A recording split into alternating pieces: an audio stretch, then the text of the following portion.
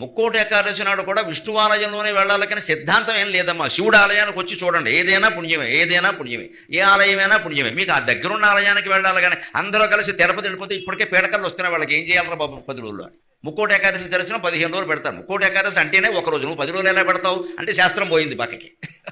శాస్త్రం పోయింది. 10 రోజులు దర్శనం ఎలా పెడతారంటే 10 రోజులు ఏకాదశి ఉంటుందా? ఎందుకు చేస్తున్నారు మరి? ఏం చేయమంటావు? 1 కోటి మంది వస్తుంటే అంటే మనపిచ్చే శాస్త్రాలని పక్కకెట్టేలా చేస్తుంది. వెనకటికి ఎవరో విద్యార్థులు కార్తీక సోమవారం నాడు సెలవు అడిగారట హెడ్ మాస్టర్. సోమవారం సెలవు అంటే ఉపవాసం ఉంటారు కదా, అందుకని సార్ ఆదివారం ఎలాగో సెలవు, వాళ్ళ దృష్టి ఏంటంటే ఆదివారం ఎలాగో సెలవు, సోమవారం కూడా వచ్చి చెక్కేద్దామని 2 రోజులు సెలవు వస్తుంది. అది శనివారం వెళ్ళి హెడ్ మాస్టర్ దగ్గర గొడవ పెట్టారు, మాకు సోమవారం సెలవు, సోమవారం సెలవు ఎలా ఇస్తారు, ఆదివారం అంటే ఇస్తారు కానీ ఏంటది అని నేను ఇవ్వను అన్నట్టు. అంటే వీళ్ళు ఏదో చెప్పాలి కదా, పూర్వం మీకంటే ముందు ఉన్న హెడ్ మాస్టర్ ఇచ్చారండి అన్నట్టు. అంటే ఇస్తాడు ఆయన తర్వాత, అప్పుడు అది ఆదివారం వచ్చి ఉంటుందిరా అన్నట్టు. నమశివాయ మరి తిరిగితే కోడేటి, అప్పుడు అది ఆదివారం వచ్చి ఉంటుందిరా అన్నట్టు. ఓహో అనుకుని వెళ్ళిపోయారు వాడు. వీళ్ళంత గొప్పవాడు అర్థమవుతాం. కార్తీక సోమవారం ఆదివారం వస్తుందా?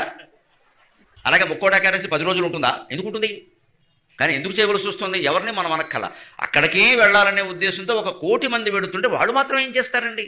ఇదంతా ఎందువల్ల వస్తుందంటే మన వెర్రి వల్ల వస్తుంది. మన వెర్రి ఆ ఒక్కరోజు గుళ్ళోకి వెళ్ళిపోతే ఏదో అయిపోతుంది. ఏమవుతుంది? తొక్కిసలాట అవుతుంది, ప్రాణాలు పోతాయి. అందుకని మనకి దగ్గరుండే ఆంజనేయ స్వామి ఆలయం ఉంది, అయ్యప్ప స్వామి ఆలయం ఉంది, శివాలయం ఉంది, బోల్డ్ ఆలయాలు ఉన్నాయి. ఎక్కడో అక్కడికి వెళ్తాం, దేవుడు దండం పెట్టుకుంటే నష్టం వచ్చిందా? శివుడు ఏమైనా కొడతాడా? ముక్కోటి ఏకాదశి నా దగ్గరికి ఎందుకు వచ్చాను? విష్ణుమూర్తి ఏమైనా సన్మానం చేస్తాడా? దేవతల మధ్యలో ఈ విభేదాలు పెట్టుకుని అజ్ఞానంతో ఆలోచించకూడదు. దైవ దర్శనం ముఖ్యం అంతే.